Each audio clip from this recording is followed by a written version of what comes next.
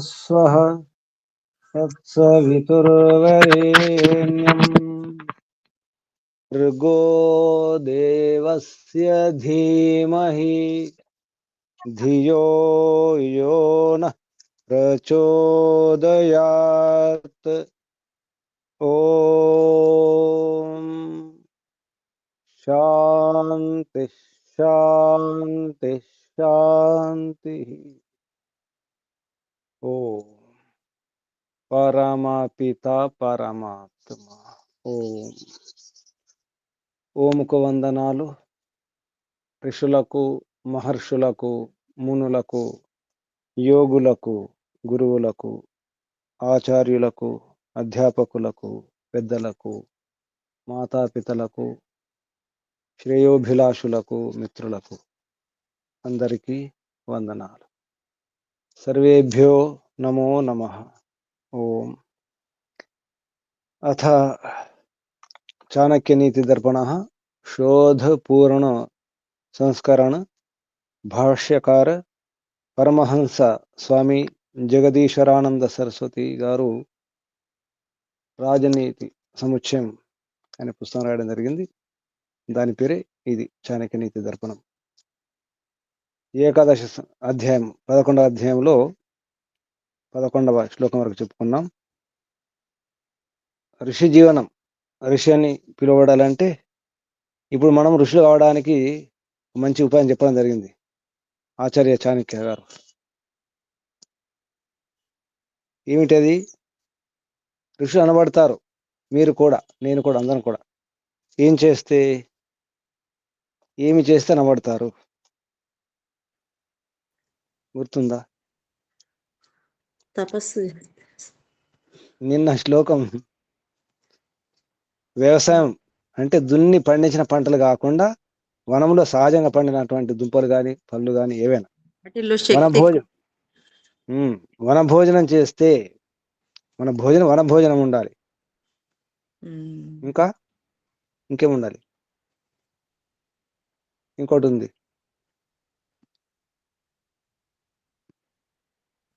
వనవాసం అడవిలో ఉండాలని చెప్పేసి అనురాగం ఉండాలట. వనవాసము పట్ల అనురాగం ఉండాలి. తర్వాత ప్రతిదినం శ్రాద్ధ ఉండాలి. శ్రాద్ధ అన్నారు. శ్రాద్ధ అంటే ఏంటి? శ్రద్ధతో పిండాకుళ్ళు, తర్పణాలు, సంతర్పణాలు, అవి ఆ శ్రాద్ధ కాదు. సత్యం పట్ల ఇష్టం అన్నమాట. శ్రత్ ధ.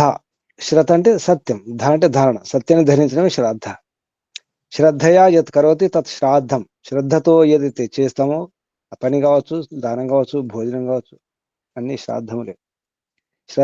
శ్రద్ధయా యత్ కరోతి, శ్రద్ధతో ఏది చేస్తామో తత్ దాన్ని శ్రాద్ధం అంటారు. ఋషులు ఎవరిని అంటారంటే వనభోజనం చేస్తూ వనంలో ఉండాలని, అంటే వన వాతావరణాన్ని, ఆ గాలిని ఆస్వాదిస్తూ. అలా ఉంటే ఏమవుతుంది? వనంలో ఉంటే ఏమవుతుంది? ఇంట్లో, గ్రామాల్లో, నగరాల్లో ఉంటే ఏమవుతుంది? వాతావరణ మార్పు, గాలి మార్పు, రోగాలు. ప్రకృతితో దగ్గరగా ఉంటాం, మమేకమై ఉంటాం, ప్రకృతిలో లీనమై ఉంటాం, కలిసి ఉంటాం. ప్రకృతిలో ఉంటే ఎన్నో విషయాలు తెలుస్తాయి.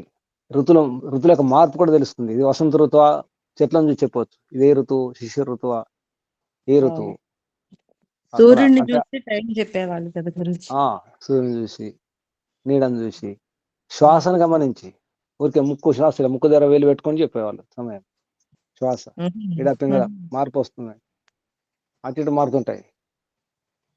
మాటికి ముక్కు దగ్గర ఈ శ్వాసను గమనించి కూడా చెప్పేవాళ్ళు ఉన్నారు ఇప్పుడు కూడా.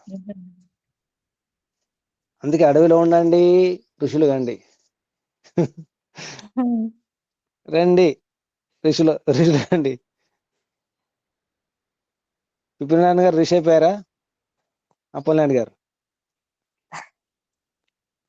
ఋషి. ఎందుకు వచ్చిన గోల్ అనుకుంటా. అప్పలనాయుడు గారు ఋషి అయిపోయారు. నమస్తే గురుజీ. ఇంట్లో ఉండరు. అప్పలనాయుడు గారు ఇంట్లో ఉండరు, ఇక అడవిలో ఉంటారు, వన భోజనం చేస్తారు. రోజు ఏంటి హింస అనుకుంటారు. ఇదేంటి అమ్మాయి? అసలు డాక్టర్లు మందులు అవసరం లేదు, టెన్షన్లు అవసరం, బీపీలు, షుగర్లు ఉండవు, ఇంకేం కావాలమ్మా? ఆ, ఆరోగ్యం మహాభాగ్యం కదా, అనారోగ్యమే చెప్పండి. ఆహారం ఆరోగ్యం మహాభాగ్యం, అనారోగ్యం పరమ పాపం. దరిద్రం. మర్చిపోయారు. మహారోగమన మహా దౌర్భాగ్యం. దౌర్భాగ్యం. ఆరోగ్యమే మహాభాగ్యం, అనారోగ్యమే మహా దౌర్భాగ్యం. ఋషులు అవ్వడానికి మంచి అవకాశం ఉంది. చాలా సరళమైనటువంటి ఉపాయం ఉంది. రండి, పెద్ద తపస్సు అవసరం లేదు. వనభోజనం చేయండి. ఇప్పుడు కూడా ప్రయత్నం చేయండి. అడవుల్లో సహజంగా పండిన పంటలు, అవి దుంపలు కావచ్చు, పళ్ళు కావచ్చు, మూలికలు కావచ్చు, ఏమైనా కావచ్చు, చూడండి, ప్రయోగం చేసి చూడండి. అడవులు ఇప్పుడు రేల పువ్వు, కొన్ని రోజులు రేల పువ్వు వస్తుంది, అది కూడా వండుకోవచ్చు. అడవులు సహజంగా దొరికే చాలా దొరుకుతాయి, ఎన్నో ఉన్నాయి.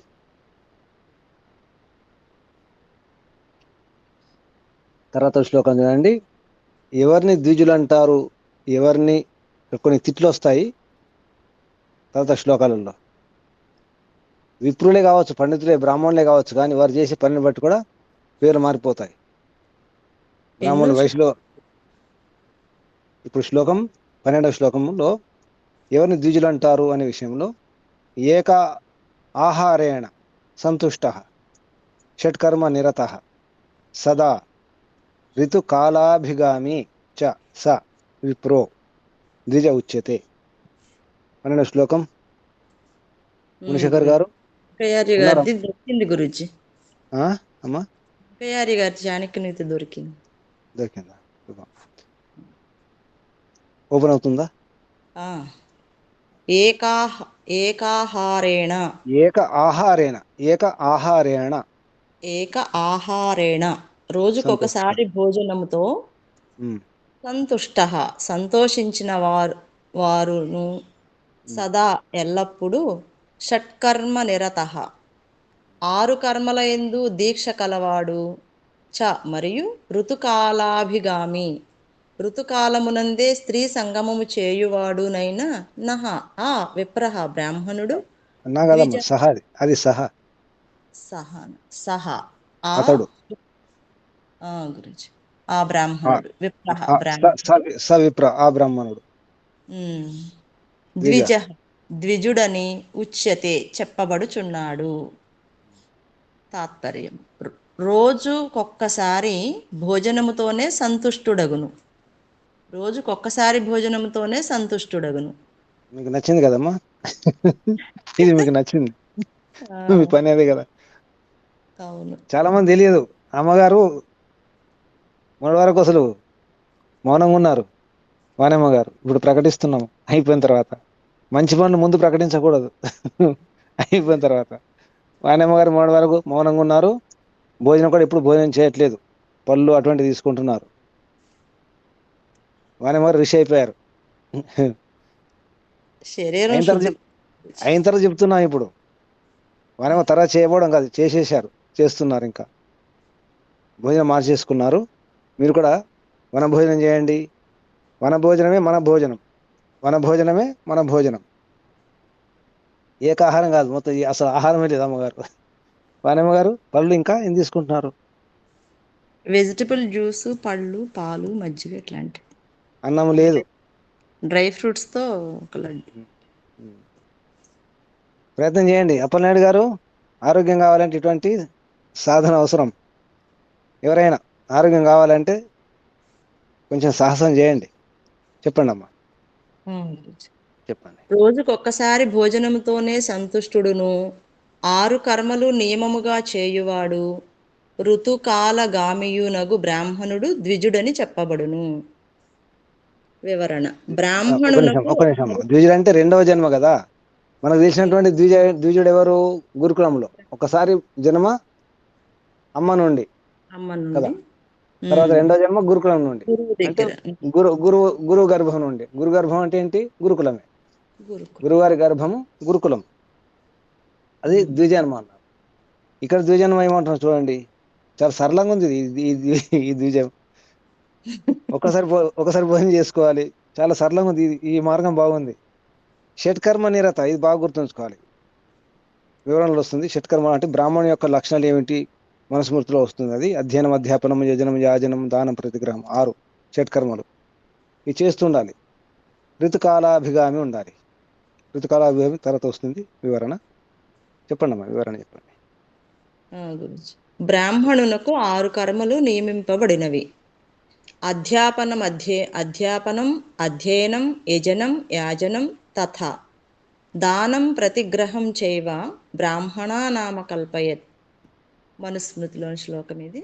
వేదములు చదువుట, చదివించుట, యజ్ఞము చేయుట, చేయించుట, దానమిచ్చుట, దానము పుచ్చుకొనుట అను 6 కర్మలు బ్రాహ్మణుడు చేయవలెను.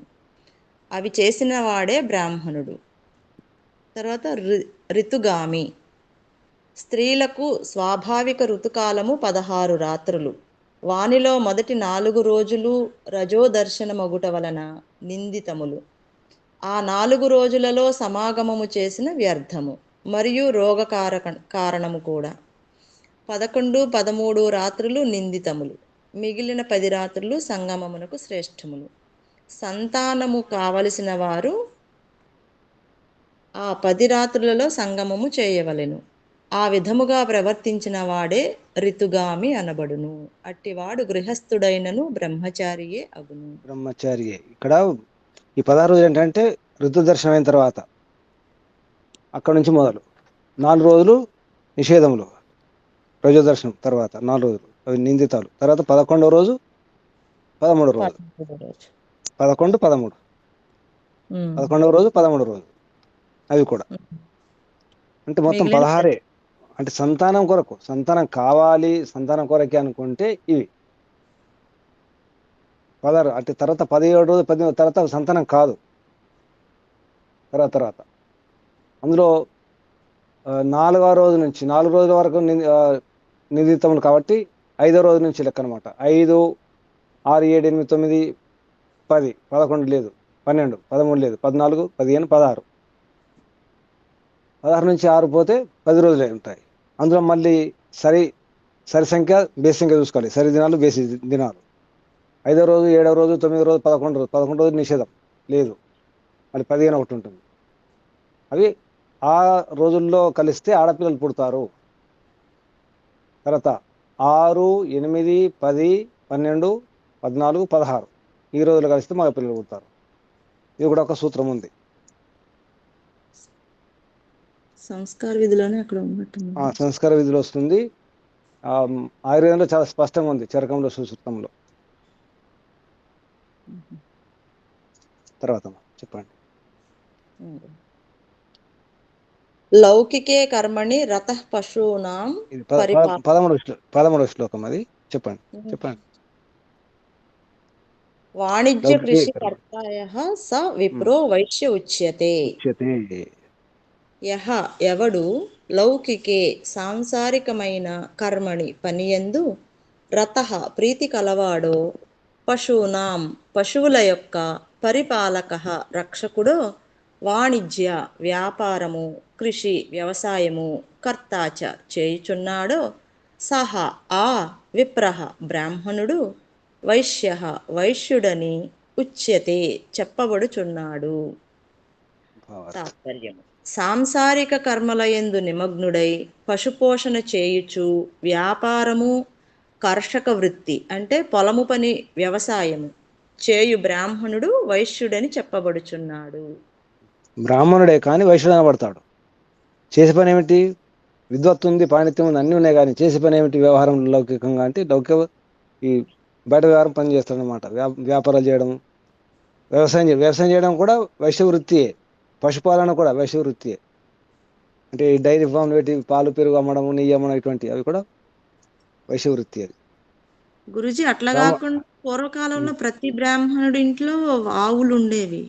అమ్మడం ఉండొద్దు. అమ్మితే పెంచుకోండి, అమ్మకండి. పాలు అమ్మడం, నెయ్యి అమ్మడం ఇటువంటి చేయకండి. వ్యవసాయం చేస్తారు. ఇప్పుడు ఇంట్లో మీరు పాలు తీసుకుంటారు, కూరగాయలు మీకోసం వాడుకుంటారు. అప్పుడు మీరు వాణిజ్యం కాదు కదా, అది వ్యాపారం కాదు కదా. పంటలు పండించి అమ్మితే వైశ్యుడు. అది ఇక్కడ ఉంది కదా, వాణిజ్య కృషి కర్త. పశునాం పరిపాలక. అమ్మడం ఉండకూడదు. వాడుకోండి, పశువులు రక్షించాలి, సంరక్షణ చేయాలి, అన్నీ చేయాలి.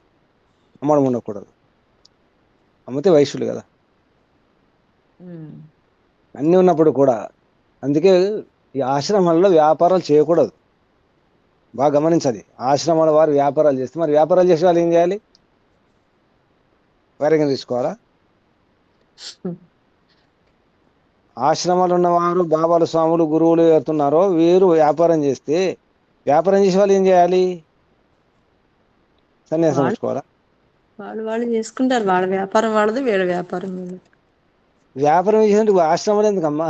ఆశ్రమం ఉద్దేశం ఏమిటి? వ్యాపారం అనుకుంటే ఉద్దేశం ఏంటి? ఆశ్రమం యొక్క ఉద్దేశం ఏమిటి? ఇప్పుడు నేను హాస్పిటల్ కట్టుకున్నానమ్మా. హాస్పిటల్ కట్టుకొని వ్యవసాయం చేస్తే ఎలా ఉంటుంది? హాస్పిటల్ దేని కొరకు? వైద్యం కొరకు. వైద్యం చేయాలా? పొలం రక్షణ. దున్నాలా? పొలం దున్నాలా? అలా ఉంటుంది. ఆశ్రమాలు పెట్టుకొని వ్యాపారం చేస్తే వ్యాపారం అంటారు. అది చెప్తున్నారు చాణక్యుల వారు. మీరు విప్రులే కావచ్చు, వైశ్యులు అనబడతారు. వైశ్య ఉచ్యతే. మీరు వైశ్యులు అనబడతారు. తర్వాత శూద్రులు అనబడతారు. స్వామి ఇప్పుడు రామ్దేవ్ బాబా చేసేది అదే కదా స్వామి? వ్యాపారి ఇప్పుడు ఏమంటున్నారు బయట జనం? మన కూడా అంటున్నారు వ్యాపారి. రామ్దేవ్ పాటు వ్యాపారి. రామ్దేవ్ నెట్ లో సన్యాసం కూడా అదే వస్తుంది స్వామి. గూగుల్లో కొడితే బిజినెస్ మ్యాన్ అని వస్తుంది స్వామి. చూడండి కావాలంటే. బిజినెస్ వస్తుంది కదా.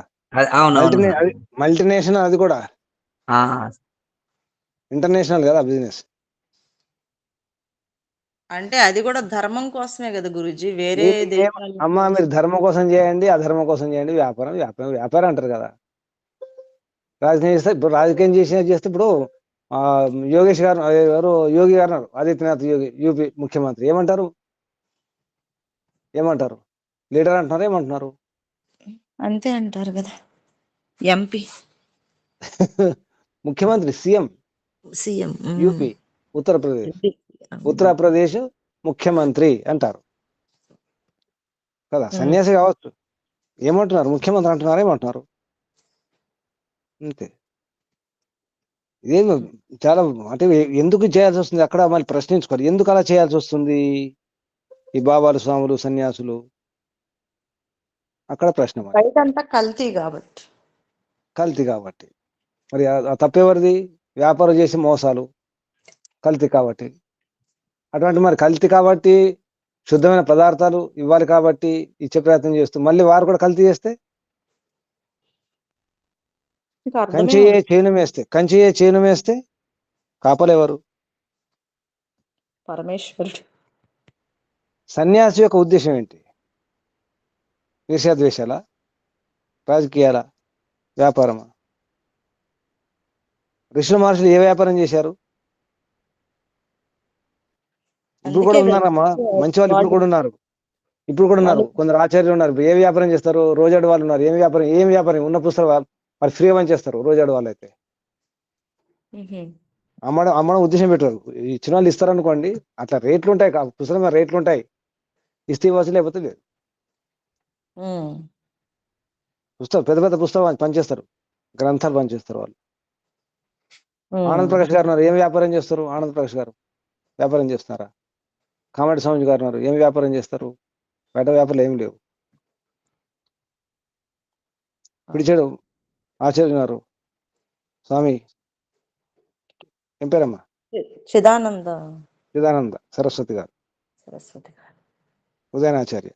ఏం వ్యాపారం చేస్తున్నారు? గమనించండి, అందరు వ్యాపారం చేయట్లేదు, కానీ చేయాల్సిన పరిస్థితి ఏర్పడుతుంది. కారణం ఉందనుకోండి, దానికి ప్రజల్లో అటువంటి చైతన్యం లేదు, వ్యవస్థలు లేవు కాబట్టి చేయాల్సి వస్తుంది. అలా అని చెప్పేసి అది సాకుగా తీసుకుని వ్యాపారమే ముఖ్యం పెట్టుకోకూడదు. వ్యాపారం సాధనం కావాలి, కానీ అదే ముఖ్యం అనుకుంటే ఇలాగే ఉంటుంది. మరి తర్వాత శ్లోకం 14 శ్లోకం, శూద్రులు అనబడతారు. విప్రులే కానీ బ్రాహ్మణులే కానీ శూద్రులు అనబడతారు. ఎవరు చూడండి. అమ్మడం కూడా ఏమమ్మడం? లాక్ష అంటే లక్క. లాక్షాది తైల నీలానాం. చెప్పండి అమ్మ. గురుజీ, లాక్షాది తైల నీలానాం కుసుంభ మధు సర్పిషాం విక్రేతా మధ్య మాంసానాం స విప్ర శూద్ర ఉచ్యతే. అర్థము లాక్షాది తైల నీలానాం నల్ల విలక్క లక్క నిలక్క ఒకటి అమ్మ, లాక్షాది లక్క మొదలగు లక్క మొదలు అంటే కరిగేవి ఉంటాయి. సీసం కావచ్చు, తగనం కావచ్చు, అటువంటి అన్ని కూడా. తైలం అంటే తైలాలు, నూనెలు. నీల అంటే బ్లూ, ఈ బట్టలకి వేసే బ్లూలు ఉంటాయి కదా, అది కూడా వ్యాపారమే. నీలి మంది అంటారు దాన్ని. అది పంట నల్ల పంట గురించి. అది నీలి, నల్ల కాదు కానీ నీలి మందు పంట పండిస్తారు. నీలి బట్టలకు నీళ్ళు అది ఇది ప్రాచీనమే. తెల్ల బట్టలకు నీళ్ళు వేయడం అనేది ప్రాచీనం. అది అంటే నీళ్ళు అంటే అది ఆకు ఉంటుంది, నీలి ఆకు. ఆకు పొడి కలిపేస్తారు, నీళ్ళలో వేసి చేస్తే కొద్దిగా నీలి రంగు, తెలుపు రంగు వస్తుంది అనమాట. అంటే బట్టలు ఎక్కువ తెలుపు రంగు బట్టలు కాబట్టి ఎక్కువ తొందరగా మురికి కాకుండా, అంటకుండా ఉంటుంది అనమాట. తర్వాత కుసుంభ అంటే కుంకుమ, కుసుంభ. మధు చెప్పండి, అర్థం చెప్పండి. గురుజీ, నూనెలను కుసుంభ మధు సర్పిషాం, ఎర్రనివి తేనె నెయ్యిని, మధ్య మాంసానాం మధ్య మాంసములను విక్రేత అమ్మునట్టి, సహ ఆ విప్రహ బ్రాహ్మణుడు, శూద్రుడుగా ఉచ్యతే చెప్పబడుచున్నాడు. తాత్పర్యము లక్క, నూనె, నీలవర్ణము గలవి, కుంకుమ, తేనె, నెయ్యి, మద్యము, మాంసము అమ్ము బ్రాహ్మణుడు శూద్రుడని చెప్పబడును.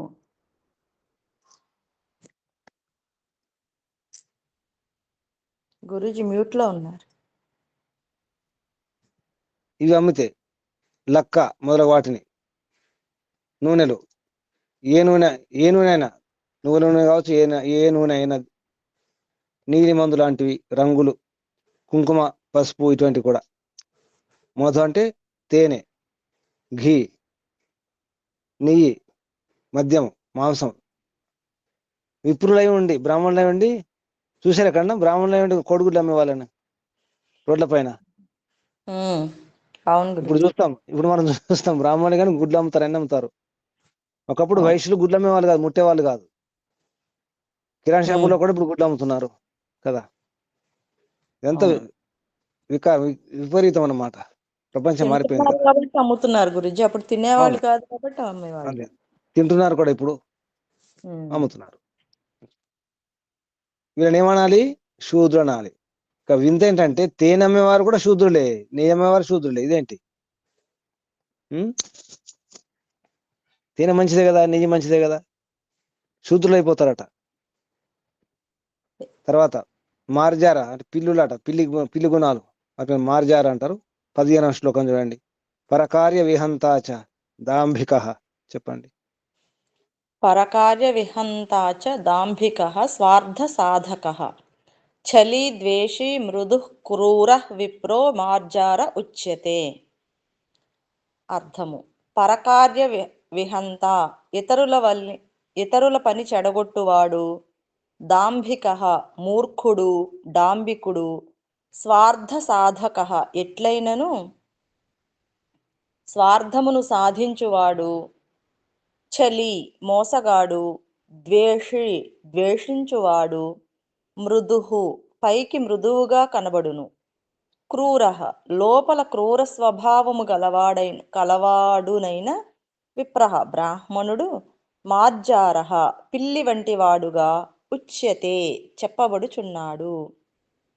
తాత్పర్యం ఇతరుల కార్యము చెడగొట్టువాడు, డంబాచారము కలవాడు, స్వార్థము సాధించువాడు, మోసగించువాడు, ఇతరుల ఉన్నతిని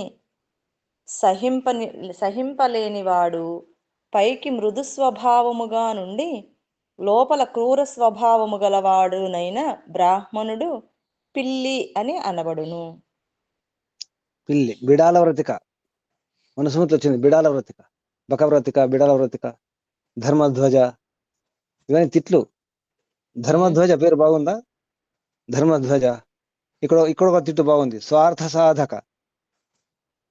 స్వార్థ సాధకుల, పురుషార్థ సాధకుల. మనం ఏం అవ్వాలి? పురుషార్థ సాధకులం అవ్వాలా, స్వార్థ సాధకులం అవ్వాలా? పురుషార్థ సాధకులం అవ్వాలి. పురుషార్థ చతుర్విధ పురుషార్థ సాధకులం అవ్వాలి. ఈ పదం వినడానికి బాగుంది, స్వార్థ సాధక కదా, మంచి పదం ఉంది చెప్పడానికి, తిట్టనిపించదు,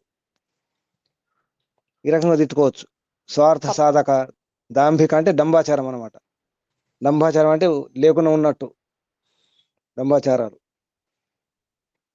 దాంభికం. పరకార్య విహంత, బిల్డప్ బిల్డప్ బిల్డప్ బిల్డప్.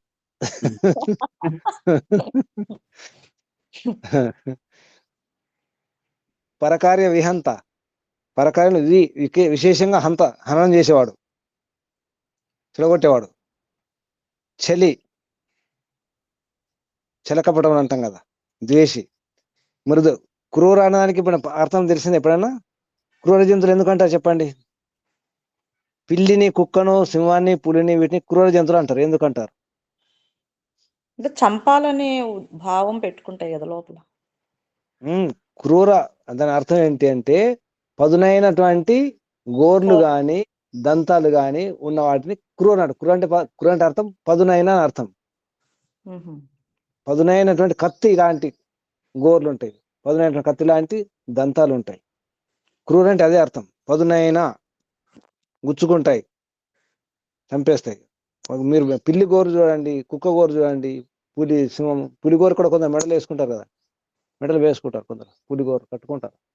పులి గోర్లు, సింహం గోర్లు, నక్క, తోడేలు, ఇటువంటి. క్రూర అనే దానికి అర్థం అది, పదునైన అని అర్థం వస్తుంది. అంటే పదునైన మొత్తం చీల్చడానికి, చీల్చేస్తాయి అనమాట.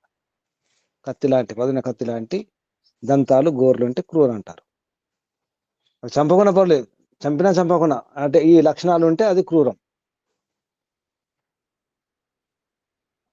కానీ ఇక్కడ బ్రాహ్మణుడు పిల్లి అన్నారేంటి గురుజీ? అట్లాంటి బ్రాహ్మణుడు పిల్లి వినయం కదా, పిల్లి యొక్క గుణాలు ఇవి అమ్మా. ఇవి పరకార్య విహంత, ఈ దాంభిక, స్వార్థ సాధకం. మీ పిల్లిని గమనించండి, నాకు ఆకలిస్తే, మీ పిల్లలు ఉన్నాయి కదా, మీ పిల్లలు గురుజీ ఆకలిస్తే ఏం చేస్తాయి? ఎంత ఎంత ఇబ్బంది చేస్తాయి మిమ్మల్ని. అరిచి పెడతాయి. మీ పిల్లలు కూడా ఇంత బాధ పెట్టకుండా మిమ్మల్ని. అవును. పిల్లికి దానికి ఆకలిస్తే మన కాలసం తిరుక్కుంటూ, తోక ఆడిస్తూ, రాస్తూ, పూస్తూ రకరకాలు చేస్తుంది. కడుపు నిండిన తర్వాత కనిపించదు, కంటికి కూడా కనపడు. స్వార్థ సాధక, చలి, ద్వేషి అన్ని ఉంటుంది దాంట్లో. మృదు ఉంటుంది, పిల్లి ఎంత మృదు అంటే అంత చాలా నెమ్మదిగా, చాలా మృదుగా ఉంటుంది, క్రూరంగా కూడా ఉంటుంది. అందుకే పిల్లల్లే కూర్చున్నాడు అంటారు కదా. పిల్లిలాగా, పిల్లి పేరు ఉంది కదా, పిల్లి ఇట్టుంది కదా. తర్వాత మ్లేచ్ఛ అంటే బ్రాహ్మణుడి కానీ ఇటువంటి గుణాలు ఉంటే అన్ని బిడాల వ్రతిక, మనస్మృతిలో పదం బిడాల వ్రతిక. బిడాలం అంటే పిల్లి, ఇక్కడ బిలార్ అన్నారు, దీన్ని ఇక్కడ మార్జార్ అన్నారు. మార్జాల లేదా మార్జారా, మార్జార అన్న మార్జాలా అన్న, రా లా ఒకటే. మార్జాల, మార్జారా పదం గుర్తుంచుకోండి. మార్జారం అన్న మార్జాలం అన్న ఒకటే, పిల్లి. బిడాలం కూడా అంటారు సంస్కృతంలో. 16వ శ్లోకంలో మ్లేచ్ఛుడు గురించి, వాపి, కూప, తడాగ చెప్పండి అమ్మా. వాపి, కూప, తడాగానాం ఆరామ సురవేష్మనాం ఉచ్ఛేదనే నారాశంకః స విప్రో మ్లేచ్ఛ ఉచ్యతే.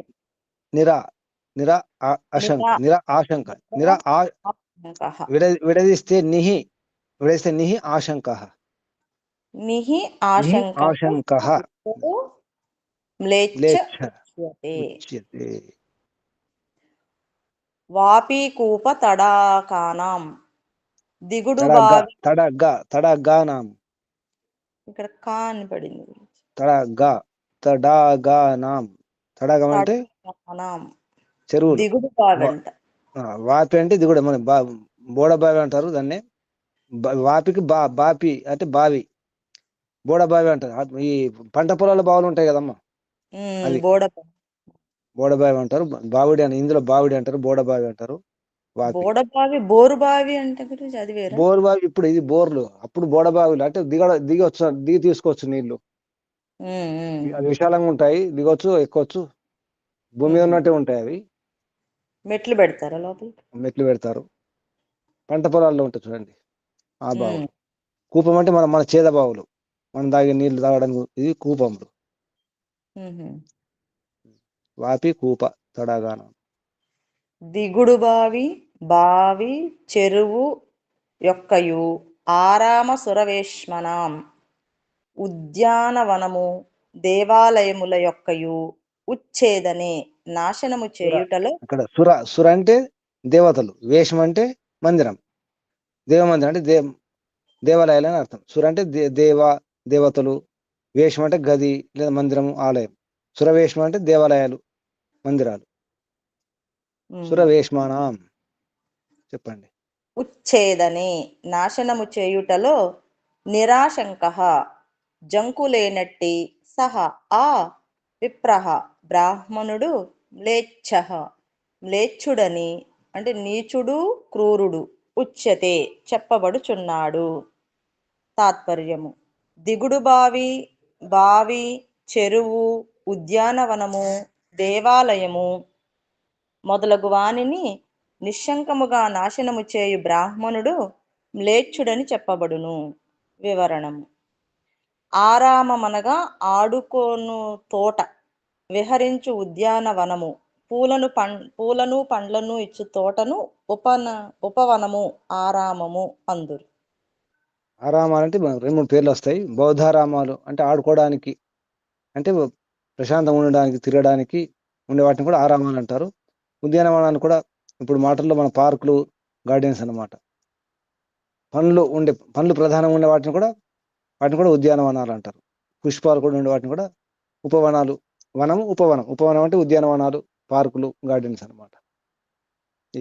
వీటిని చెడగొట్టడంలో, పడగొట్టడంలో ఎటువంటి సిగ్గు కానీ సంకోచం కానీ ఏముండదన్నమాట. పండితుడే, విప్రుడే, బ్రాహ్మణుడే. మరి అటువంటి వాడిని ఏమంటారు? మ్లేచ్ఛ అంటారు, నీచుడు అని అంటారు. తిట్టుంది మ్లేచ్ఛ అని. మ్లేచ్ఛుడా అంటే తిట్టు. నిజానికి మ్లేచ్ఛ అవ్యక్త శబ్దం ధాతు అంటే సరిగా ఉచ్చారణ సరిగా లేని వారిని కూడా మ్లేచ్ఛులు అంటారు. విదేశీయులను మ్లేచ్ఛులు అంటారు. సంస్కృతం కాకుండా వేరే భాష మాట్లాడే వారిని కూడా మ్లేచ్ఛులు అంటారు. మనం కూడా మ్లేచ్ఛులం అయిపోతాం సంస్కృతం మాట్లాడకపోతే, అంటే నీచులం అయిపోతాం. ఇక్కడ మాత్రం అర్థం అది కాదు. ఇటువంటి పని చేసేవారు ఈ బావులు, ఈ త్రాగునీటి బావులు, చెరువులు, మందిరాలు, అటువంటి వాటిని, ఉద్యానవనాలు లాంటి వాటిని నాశనం చేసేవారు, వారిని మ్లేచ్ఛులు అంటారు. తర్వాత చాండాల. ఎవరు చాండాలు చూడండి. దేవద్రవ్యం గురుద్రవ్యం పరదార అభిమర్శనం చెప్పండి. దేవద్రవ్యం గురుద్రవ్యం పరదారాభిమర్శనం నిర్వాహ సర్వభూతేషు విప్రశ్చాండాల ఉచ్యతే. అర్థము దేవద్రవ్యం విద్వాంసుల ద్రవ్యము, గురుద్రవ్యం గురువుల ద్రవ్యము, పరదరాభిమర్శనం ఇతరుల పరదార అంటే భార్య, పరదార దారా పరదారాభిమర్శనం అభిమర్శనం పరదార అభిమర్శనం ఇతరుల భార్యలతో సంభోగము, సర్వభూతేషు అన్ని ప్రాణుల యందు, నిర్వాహ జీవనము గడుపునట్టి, విప్రహ బ్రాహ్మణుడు, చాండాల చాండాలుడని ఉచ్యతే చెప్పబడుచున్నాడు. తాత్పర్యం విద్వాంసుల ద్రవ్యమును గురువు ద్రవ్యమును కాజేయువాడును, పరస్త్రీ సమాగమము చేయువాడును, ప్రాణులన్నింటినీ తాను జీవించుటకు ఉపయోగించునట్టి బ్రాహ్మణుడు చాండాలుడుగా చెప్పబడును. అర్థమైందా? చాండాల అంటే ఇప్పుడు చాండాల పదము, మ్లేచ్ఛ పదము, మార్జార అంటే పిల్లి, శూద్ర, వైశ్య, పండితులే విద్వాంసులు ఇటువంటి పనులు చేస్తే ఈ పేర్లు వస్తాయి. అంటే అర్థం ఏంటి? పుట్టుకతో ఎవరు బ్రాహ్మణులు కాదు, ఎవరు శూద్రులు కాదు, ఎవరు వైశ్యులు కాదు, ఎవరు క్షత్రులు కాదు అని తెలుస్తుంది. ఎవరు కూడా చాండాలు కాదు, మేజేచ్చులు కాదు, చేసే పనిని బట్టి కదా. జన్మనా జాయతే శూద్ర చాతుర్వర్ణ్యం మయా శ్రేష్టం గుణకర్మ విభాగశ. భగవద్గీతలో చాతుర్వర్ణ్యం మయా శ్రేష్టం ఈ చాతుర్వర్ణ వ్యవస్థ అనేది నా ద్వారా సృష్టింపబడినది. దీన్ని బట్టి గుణకర్మ విభాగశ, గుణకర్మ బట్టి విభజింపబడినది, గుణాలు కర్మలను బట్టి. చాలా స్పష్టంగా చెప్తున్నారు ఏ పని చేస్తే ఎవరిని ఏమంటారు, ఏ చెట్టు. దేవద్రవ్యం విద్వాంసులు, దేవుడు అంటే ఇక్కడ విద్వాంసో హి దేవ. గురుద్రవ్యం, గురువుల యొక్క ద్రవ్యాన్ని, వస్తువులను నాశనం చేసేవాడు లేదా దొంగిలించేవాడు, హరించేవాడు. పరదార, ఇతర భార్యలను. అలాగే నిర్వాహ సర్వభూతేషు, సర్వభూతాల పట్ల ఏమన్నారు, అన్ని ప్రాణుల పట్ల. నిర్వాహ అంటే ఇక్కడ జీవనయాపన కొరకు ఉపయోగించుకోవడం, చాండాలు చేస్తారనమాట. ఇతర ప్రాణులను ఉపయోగించుకుంటాడు తన జీవనం కొరకు, తన జీవన నిర్వహణ కొరకు. అటువంటి వారు చాండాలురు. తర్వాత 18వ శ్లోకం, చివరి శ్లోకం చూడండి. దేయం భోజ్య ధనం సదా సుకృతిభిః నః సంచితవ్యం కదా శ్రీకరణస్య బలేశ్చ విక్రమపత్తేః అద్య అపి కీర్తిః స్థితా అస్మాకం మధు దాన భోగరహితం నష్టం చిరాత్ సంచితం నిర్వాణాదితి పాణి పాదయుగలే ఘర్షంతి అహో మక్షికా. చెప్పండి. గురుజీ అర్థము. సుకృతిభిః పుణ్యాత్ములచే భోజ్యధన అనుభవింపదగిన ధనము సదా ఎల్లప్పుడూ వ్యయం ఈదగినదే ఇవ్వదగినదే అంట. ఇవ్వదగిన రాసుకోండి. ఇవ్వదగినదే. ఈదగినది అంటే ఇవ్వదగినదే. అదే గ్రాంథిక భాషలో ఈదగినది రాస్తారు. గ్రాంథిక భాష అది. ఈదగినది అంటే ఇవ్వదగినదే. దేయం ఇవ్వదగినది కదా ఎన్నడును నో సంచితవ్యం కూడబెట్టదగినది కాదు. ఎందుకనగా దానమిచ్చుట చేతనే శ్రీకర్ణస్య దాన ఏర కర్ణుని దానవీర శూరకర్ణుడు. శ్రీకర్ణుడు అంటే వీర కర్ణుని యొక్క దాన వీర కర్ణుడు అంటే మహాభారతంలో కర్ణుడు ఉన్నాడు కదా, శ్రీకర్ణుడు. అక్కడ వికర్ణుడు కూడా ఉంటాడు. మహాభారతం వికర్ణుడు కూడా ఉంటాడు. కాబట్టి ఇక్కడ శ్రీకర్ణుడు అంటే దానవీర కర్ణుడు. బలి అంటే బలి చక్రవర్తి, మహారాజు బలి. బలి యొక్కయు చ మరియు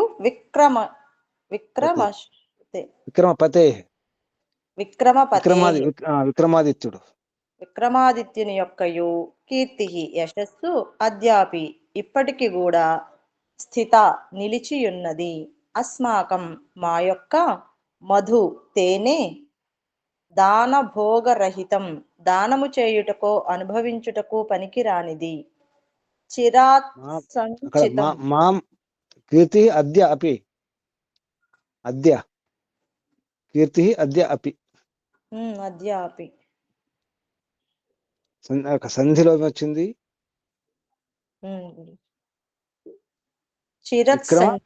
విక్రమపతే అద్యాపి. అది విక్రమపతే అద్యాపి. తర్వాత చిరాత్ సంచితం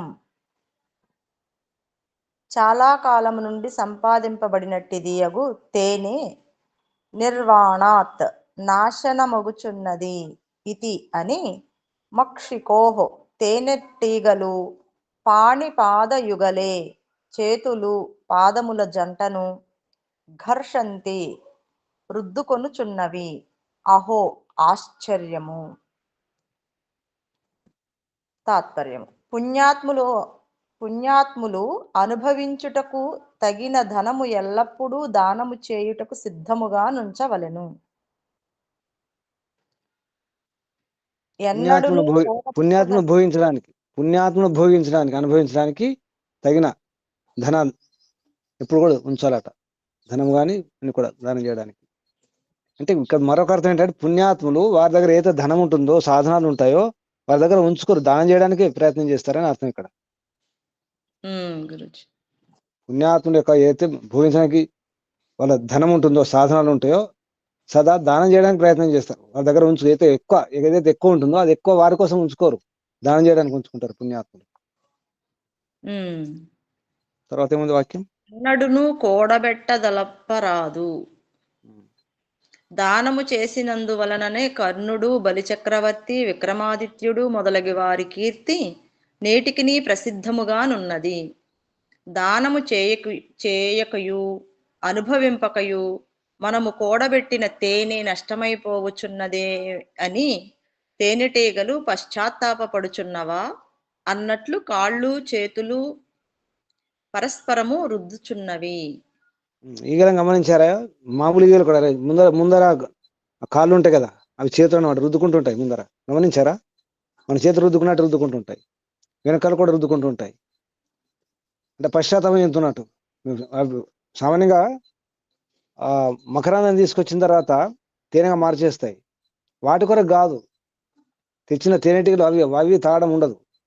ఆ పిల్లలు పుట్టే పిల్లలు తాగడానికి. నిజానికి ఇవి అనుభవించవు కదా, ఇవి భోగించవు, దాన్ని కూడా చేయలేవు.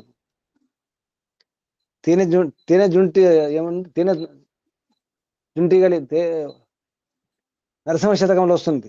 తేనె జుంటి లేవా తిరువారులకొని అన్ని పెట్టిన తర్వాత సంపాదించుకొని చివరికి అవి అనుభవించవు, దానం కూడా చేయలేవు, అలా ఉండిపోతాయి. అప్పుడు తిరువారులు ఉంటారు, బాటసార్లు ఉంటారు కదా, వారు ఎత్తుకపోతారు తేనె కదా. అప్పుడు అవి ఏడుస్తాయి, బాధపడతాయట.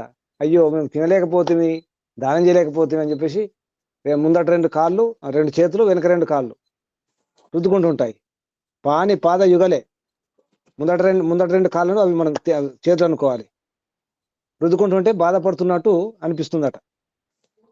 అలా అహో మక్షికాహ, మక్షిక అంటే మధుమక్షిక అంటే తేనెటీగలు ఘర్షంతో రుద్దుకుంటుంటాయి కాళ్ళు చేతులు బాధపడుతూ. అంటే మనము సంపాదించిన ధనము అనుభవించాలి లేదా దానం చేయాలి. మనం అనుభవించకుండా దానం చేయకుండా ఉంటే ఇదే తేనెటీగ రుద్దుకుంటే పశ్చాత్తపడాల్సి వస్తుంది, ఏడవాల్సి వస్తుంది అని అర్థం. ఇది అంటే ఇక్కడ పుణ్యాత్ముల యొక్క ధనము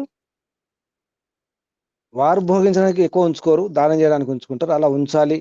మరొక అర్థం పుణ్యాత్ముల కొరకు ఇవ్వాలి అనే అర్థం కూడా ఉంది. 2 అర్థాలు వస్తాయి ఇక్కడ. దేయం భోజధనం, ఇవ్వాలి. ఎవరికి? భోజధనం. ఎవరికి ఇవ్వాలి? సదా సుకృతి, మంచి పుణ్యం మంచి పని చేసే వారికి. సుకృతి బిహి నా సంచితవ్యం, ఎక్కువ కూడబెట్టకూడదు, కూడబెట్టి అట్లా ఉంచుకోకూడదు. అనుభవించండి లేదా పని చేసేయండి. ఈరోజు అది నేటి మాట ఏంటి? ఈ రోజుల్లో ఏమనాలి? అమ్ముకోండి. కొత్త వ్యవహారం, అమ్ముకోవచ్చు కదా. మీరు అనుభవిస్తారా? తినండి, ఎక్కువైందా పంచండి లేదా అమ్ముకోండి కదా. అమ్ముకోను, తినను, ఎవరికి ఇవ్వను, ఏమవుతుంది? నేను తినను, పంచను, దానం చేయను, అమ్మను, అప్పుడు ఏమవుతుంది? ఎవరో ఒకరు ఏమవుతుంది? కోల్పోతారు. కుళ్ళిపోతుంది, లేదా దొంగలు ఎత్తుకుపోతారు. అంతే కదా. అవును. దీంతో ఈ అధ్యాయం సమాప్తం. 11వ అధ్యాయం సమాప్తం.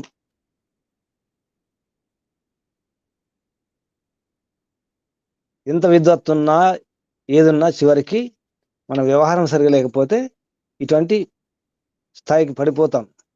వైశ్యులుగా, శూద్రులుగా, పిల్లిగా, మ్లేచ్చులుగా, చాండాల నిర్లక్క. అంటే చివరికి ఆ తేనెటీగలాగా ఏడవాల్సి వస్తుంది, బాధపడాల్సి వస్తుంది, పశ్చాత్తాపడాల్సి వస్తుంది. ఋషులు అవ్వడానికి మంచి ఉపాయం ఉంది. ఈరోజు కొన్ని ఉపాయాలు చెప్పారు కదా, పాటించండి. వనభోజనం చేయండి. ప్రయత్నం చేసి చూడండి వనభోజనంలో ఎంత శక్తి ఉంటుందో. ఎక్కువ తినాల్సిన అవసరం ఉండదు, రోగాలు రాకుండా ఉంటాయి. ప్రయత్నం చేస్తారా? కొనుక్కొని వనాలు తింటారా? లేకుండా చేస్తున్నారు కదా గురూజీ. ఇళ్లల్లో కొంచెం కనీసం పూల కుండి లాంటివి పెట్టుకొని కొద్దిగా స్థలం ఉంచుకొని కూరగాయలను పెట్టుకోండి, కనీసం 4 పాదులు. ఈ పని చేయొచ్చు కదమ్మా, ఈ పని చేయొచ్చు. డాబాల పైన కూడా పంటలు పండిస్తున్నారు. అడవుల్లో ఉమ్. వనాల్లో ఉండే భోజనం అని అంటే అక్కడ పండేవి అని, అక్కడ ఆ, శక్తివంతమైన అంటున్నారు కదా ఆ వనమూలికలు అవన్నీ. వనాలు పోతున్నాయంటే కనీసం ఈ పని చేసుకోవచ్చు కదమ్మా. ఉమ్. ఇప్పుడు ఒక ప్రయోగాలు చేస్తున్నారు, డాబాల పైన కూడా పంటలు పండిస్తున్నారు. వరి కూడా పండిస్తున్నారు డాబాల పైన. పెద్ద పెద్ద మంచి మంచి పంటలు పండిస్తున్నారు డాబాల పైన. ఏదో ఒక రకంగా ప్రయత్నం చేయండి. అడవులు పోయాయంటే అనుకోకండి, కొంచెం ఊరు దాటితే అడవే కనిపిస్తుంది. ఊరు దాటి చూడండి, నగరాలు దాటండి, ఊరు దాటండి, అడవులు లేకుండా మొత్తం శాంతం లేకుండా పోలేదు కదా అడవులు కదా. మన ఇంటి పక్కన అడవి మన ఇంటి పక్కన లేకపోవచ్చు, ఊరు దాటితే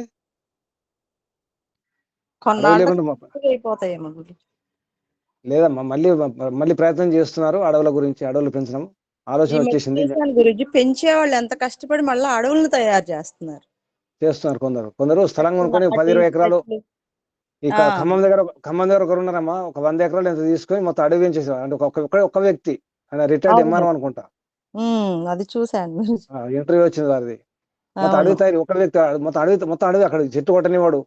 ఒకవేళ చెట్లు ఉమ్. పడిపోతే అసలు ఆ కర్రలు ముట్టరు, అవి పోతాయి. మా మొత్తం ఏమంటారు దాన్ని, చీకిపోతాయి, ఆ. అసలు ముట్టరు. చెట్టు పడిపోయింది దాన్ని ముట్టడం, తీయడము, అమ్ముకోవడము, కర్రలు అమ్ముకోవడం ఏమి ఉండదు.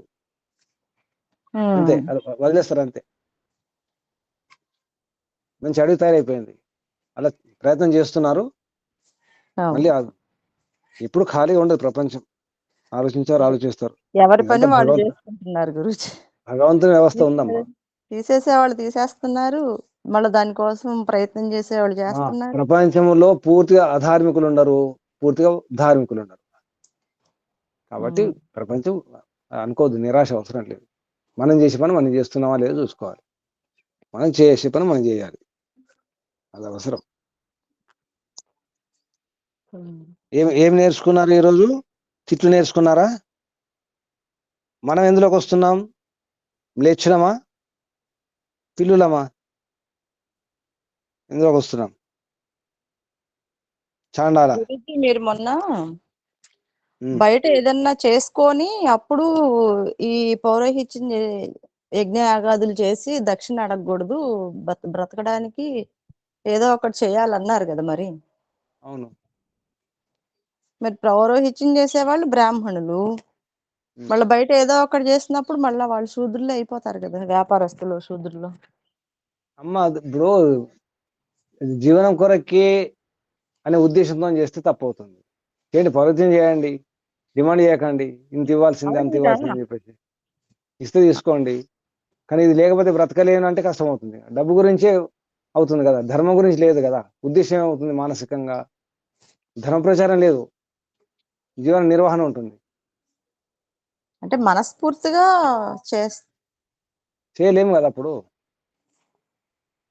సంపాదించుకోవడానికి చాలా ఉపాయాలు ఉన్నామ్మా ఈ రోజులో. అయితే సంపాదించుకోవాలనుకుంటే రోజు 1 గంట 2 గంటలు పని చేస్తే, బుద్ధితో పని చేస్తే 2 గంటలు చాలు. చాలా అదే ఉపాయాలు ఉన్నాయి. గురించి అప్పుడు బ్రాహ్మణుడు అవ్వడు కదా, శూద్రుడు అవుతాడుగా అంటున్నాను. అంటే ఇక విషయం అర్థమవుతుందా? నిజంగా యోగ్యత ఉంటే అసలు అడగాల్సిన అవసరమే లేదమ్మా. మీరు చూడండి, ఎందరో ఉన్నారు నిజంగా యోగ్యత ఉంటే. అవసరం ఉందా? ఇప్పుడు పేరు కూడా ఎంబీబీఎస్ డాక్టర్ అనుకోండి, ఎంబీబీఎస్ మీకు సర్టిఫికేట్ వచ్చింది, మీకు యోగ్యత లేదు, మీరు అది ఎలా వైద్యం చేస్తారు? సర్టిఫికేట్లు ఉన్నాయి, ఎండి, ఎంఎస్, ఎంబీబీఎస్ అన్ని ఉన్నాయి, యోగ్యత లేదు, అప్పుడు మీరు ఎలా వైద్యం చేస్తారు?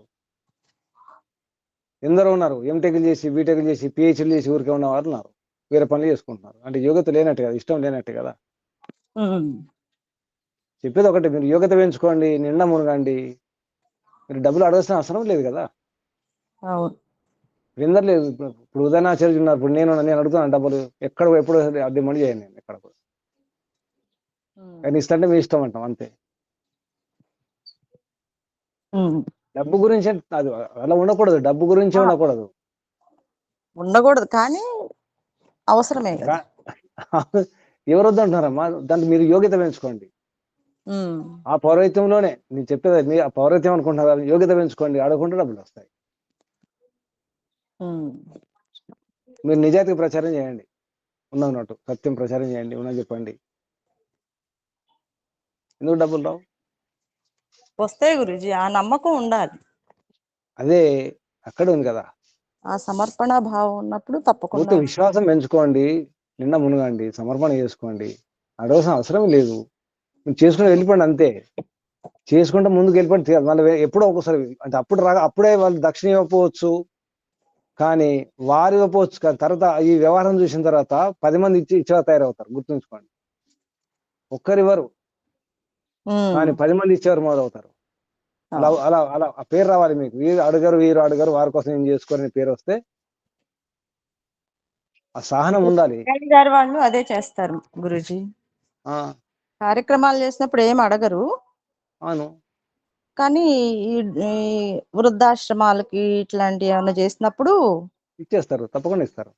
ఆ వారి ఇవ్వకపోవచ్చు, వారు గోశాలలు సంస్కారం చేసుకున్న వారి ఇవ్వకపోవచ్చు, కానీ వేరే వాళ్ళు ఇస్తారు.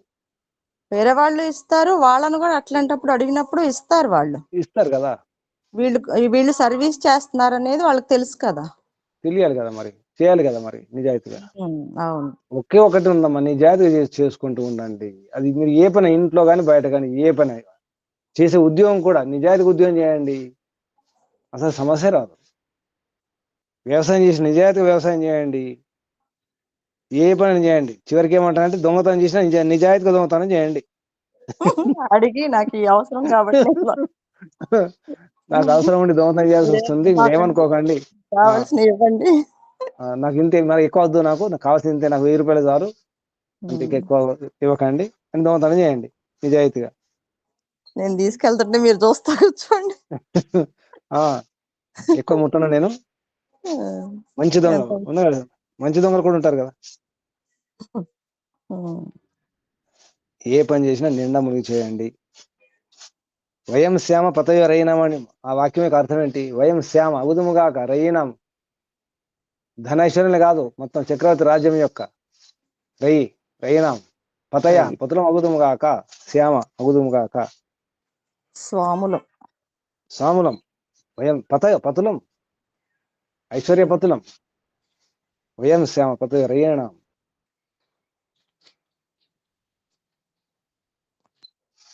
అంటే కొన్ని రోజులు ఇబ్బంది అనిపించవచ్చు, వ్యాపారం చేసిన నిజాయితీగా వ్యాపారం చేయండి. ఈ షాపులో మంచి వస్తువులు దొరుకుతాయి, ధర ఫిక్స్డ్ రేట్స్, అసలు అక్కడ ఎటువంటి బేరమాడం ఉండదు, అంతే రేట్ ఫిక్స్ ఉంటుంది, వస్తువు బాగుంటుంది, ఎటువంటి మోసం ఉండదు, అంతే రేట్ ఉంటుంది తెలిస్తే అందరు అదే షాప్కి వెళ్తారు కదా. అటువంటి షాపులు ఉన్నాయి కదా. ఇప్పుడు మాల్స్ అన్ని అంతే కదా గురూజీ, ఫిక్స్డ్ రేట్, అంతే, క్వాలిటీ మెయింటైన్ చేస్తారు, అంతే, అందరు వెళ్తున్నారు కదా, మరి తెచ్చుకుంటున్నారు కదా, రేట్ ఎక్కువ తెచ్చుకుంటారు. ఒక క్రమం ఉంటది, ఉంటుంది. పిల్లలైనా పెద్దలైనా ఊరు వాళ్ళైనా ఎవరైనా అదే రేటు, మోసం లేదు. అవును. మనం సెలెక్ట్ చేసుకుంటాం, మన ఇష్టం. ఎక్కడ ఏమి ఉండాలో అది ఒక ఆర్డర్ లో పెడతారు నీట్ గా, అన్ని చాలా ఉన్నాయి కదా. అలా ప్రయత్నం చేస్తే మన జీవితం అంతే, మనం కూడా అంతే. నిజాయితీగా ఉండండి, ఈశ్వరార్పణం, నిజాయితీగా భక్తి ఉండండి. చూడండి, నిజాయితీగా భక్తి ఉంటే ఉండట్లేదు. ఎంతమంది భక్తులు లేరు, ఏం వ్యాపారం చేస్తున్నారు, ఎందరో ఉన్నారు, ఎన్నో ఆశ్రమాలు ఉన్నాయి, ఏం వ్యాపారం చేయరు. ఇప్పుడు మీరు గమనించండి, ఈ శంకర మఠం ఉంటుంది కదా, శంకరాచార్యులు ఉంటారు కదా, ఏం వ్యాపారం చేస్తారు శంకరాచార్యులు చెప్పండి. శంకరాచార్యులు ఏం వ్యాపారం చేస్తారు, ఉన్నారా శంకరాచార్యులు వ్యాపారం? రాజకీయంలో కూడా ఉండరు, వారు లీడర్ కూడా ఉండరు, అంతే, వారి పని వారు చేసుకుంటూ ఉంటారు.